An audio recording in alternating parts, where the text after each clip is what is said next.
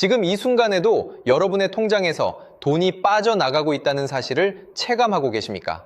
매달 들어오는 월급에서 대출이자로 빠지는 금액이 얼마인지 정확히 계산해 보신 적이 있으십니까?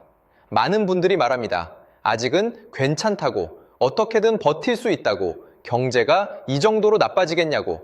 냉정하게 말씀드리겠습니다. 지금 대한민국 경제는 여러분이 상상하는 것보다 훨씬 더 위험한 상황에 놓여 있으며 그 위험의 중심에는 바로 2천조 원을 돌파한 가계부채라는 거대한 시한폭탄이 똑딱거리고 있습니다. 오늘 이 자리에서 들려드릴 이야기는 여러분의 재정 상황을 완전히 다시 점검하게 만들 것이며 어쩌면 여러분 인생의 가장 중요한 결정을 내리게 하는 계기가 될 수도 있습니다.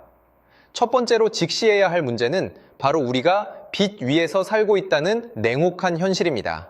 대한민국 국민 1인당 평균 가계대출 잔액이 얼마인지 아십니까? 67711만 원입니다. 역대 최대치를 경신했습니다. 이 숫자가 무엇을 의미하는지 잠시 생각해 보십시오. 태어나자마자 아기에게 1억 원에 가까운 빚이 지워지는 나라가 바로 대한민국이라는 뜻입니다. 물론 실제로 대출을 받은 사람들의 평균이라고 반박하실 수 있습니다. 하지만 문제는 대출을 받은 차주의 수는 줄어들고 있는데 빚의 총량은 계속 늘어나고 있다는 것입니다.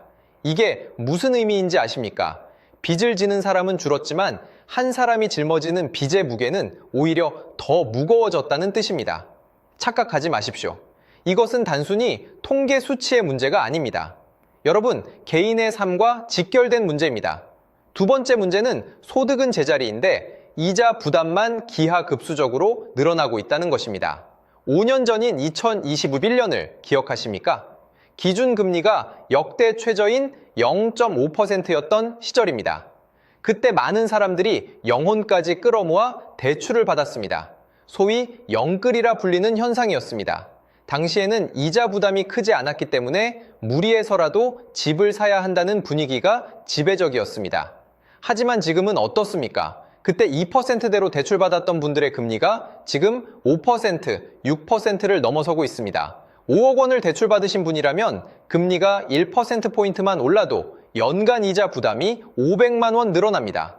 월로 환산하면 40만 원이 넘는 돈이 추가로 빠져나가는 것입니다. 여러분의 월급이 그만큼 올랐습니까? 솔직히 말해서 대부분의 직장인들은 물가 상승분도 따라가지 못하는 연봉 인상률에 시달리고 있습니다. 세 번째 문제는 더욱 심각합니다. 바로 탈출구가 막혀 있다는 것입니다. 대출을 갈아타고 싶어도 은행들이 대출문을 걸어 잠그고 있습니다. 금융당국의 가계대출 총량 관리 기조 속에서 은행들은 연초부터 대출 접수를 속속 중단하고 있습니다. 주택담보대출이 막힌 소비자들은 마이너스 통장으로 눈을 돌리며 그야말로 대출을 찾아 산만리를 헤매고 있는 실정입니다. 더 낮은 금리의 대출로 갈아타려 해도 문이 닫혀 있고 그렇다고 기존 대출을 상환할 여력도 없습니다. 이것이 바로 빚의 덫입니다. 한번 빠지면 헤어나오기 극도로 어려운 구조입니다. 이 세 가지 문제의 공통점이 무엇인지 아십니까? 모두 개인의 노력만으로는 해결할 수 없는 구조적인 문제라는 것입니다. 여러분이 더 열심히 일한다고 해서, 더 아끼고 절약한다고 해서 근본적으로 해결되는 문제가 아닙니다. 시스템 자체가 여러분을 빚의 늪으로 몰아넣고 있기 때문입니다. 그렇다면 우리는 어떻게 해야 합니까? 손 놓고 당하고만 있어야 합니까? 장담컨대 그래서는 안 됩니다. 자, 이제 현실을 숫자로 직시해 봅시다. 한국은행 통계에 따르면 2025년 3분기 기준 한국의 가계부채는 2천조 원에 근접했습니다. 이것이 국내 총생산의 약 90%에 해당하는 규모입니다. 전 세계를 놓고 비교해봐도 한국의 GDP 대비 가계부채 비율은 최상위권입니다. 미국이 74%, 일본이 66%인데 비해 한국은 89.7%를 기록하고 있습니다. 경제 선진국이라고 자부하는 나라들 중에서 우리나라만큼 가계가 빚에 짓눌려 있는 나라는 거의 없습니다. 더 충격적인 통계를 말씀드리겠습니다. 국제통화기금 IMF는 2026년 한국의 경제성장률 전망치를 1.87%로 하향 조정했습니다. 재정공간 축소와 무역 리스크를 경고하면서 말입니다. 이것이 무엇을 의미하는지 아십니까? 경제는 느리게 성장하는데 빚은 빠르게 늘어나고 있다는 뜻입니다. 소득으로 빚을 갚을 수 있는 능력이 점점 떨어지고 있다는 뜻입니다. 원달러 환율 상황은 더욱 심각합니다. 환율이 1,500원 돌파를 눈앞에 두고 있습니다. 이미 1,080원을 위협하고 있으며 전문가들은 올해 안에 1,500원대 진입을 예상하고 있습니다. 환율이 오르면 수입 물가가 폭등합니다. 여러분이 마트에서 장을 볼 때마다 느끼는 물가 상승, 그것이 바로 환율의 영향입니다. 기름값, 가스비, 식료품값 모든 것이 오릅니다. 월급은 그대로인데 생활비는 늘어나고 대출 이자도 늘어나고 도대체 어디서 돈을 아껴야 한다는 것입니까? 여러분의 모습은 어떻습니까? 혹시 지금 이 순간에도 월급날만 송고바 기다리고 계시지는 않습니까? 카드값 결제일이 다가오면 가슴이 두근거리시지는 않습니까? 대출이자 납부일이 되면 통장 잔고를 확인하며 한숨을 쉬시지는 않습니까? 이것이 바로 2000조 가계부채 시대를 살아가는 대한민국 국민의 평균적인 모습입니다. 현실을 직시합시다. 우리는 지금 빚 위에서 아슬아슬하게 줄타기를 하고 있는 것입니다. 그렇다면 왜 이런 상황이 벌어진 것일까요? 여러분의 뇌는 기본적으로 변화를 싫어하도록 설계되어 있습니다. 심리학에서는 이것을 현상유지 편향이라고 부릅니다. 지금 당장 눈앞에 위기가 보이지 않으면 사람들은 행동하지 않습니다. 5년 전 영끌을 하던 사람들도 그랬습니다. 지금 집을 사지 않으면 영원히 못 산다는 공포에 사로잡혀 무리한 대출을 받았습니다. 금리가 오를 수 있다는 경고를 들었지만 설마 이 정도까지 오르겠어 하며 외면했습니다. 인간의 뇌는 미래의 위험보다 현재의 안정을 더 중요하게 여기도록 프로그래밍 되어 있기 때문입니다. 사회적, 환경적 요인도 무시할 수 없습니다. 한국 사회에서 내 집 마련은 단순한 주거 문제가 아닙니다. 사회적 지위의 상징이자 성공의 척도이자 결혼의 필수 조건처럼 여겨져 왔습니다. 이런 사회적 압력 속에서 많은 사람들이 자신의 상환 능력을 초과하는 대출을 받았습니다. 정부 정책도 한몫했습니다.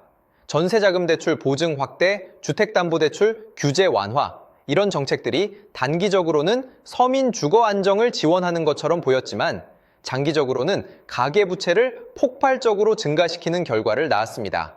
마치 진통제를 계속 투여하면서 병의 근본 원인은 치료하지 않은 것과 같습니다. 개인의 습관 문제도 있습니다. 우리는 미래의 나에게 빚을 떠넘기는 습관에 너무 익숙해져 있습니다. 지금 당장 돈이 없어도 카드를 긁고 대출을 받고 할부를 이용합니다. 오늘의 소비를 위해 내일의 나를 저당 잡히는 것입니다.